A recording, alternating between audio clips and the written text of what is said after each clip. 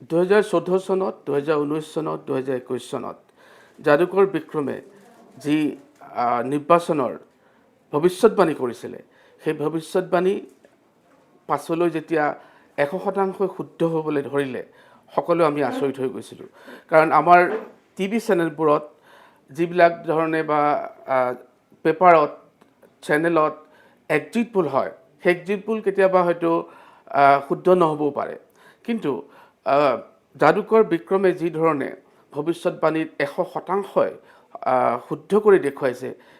সেই চাই আমি সঁচাকৈ আপ্লুত আৰু আচৰিত হৈছোঁ গতিকে এইবাৰ মই যাদুকৰ বিক্ৰমক শুভেচ্ছা জনাইছোঁ যোৱা কেইবছৰৰ ধৰেও 2026 বিধানসভাৰ যি নিৰ্বাচন সমীক্ষা তেখেতে আগবঢ়াইছে সেয়াও যেন 100% শুদ্ধ হওক তাৰ বাবে তেখেতলৈ শুভেচ্ছা জ্ঞাপন কৰিলোঁ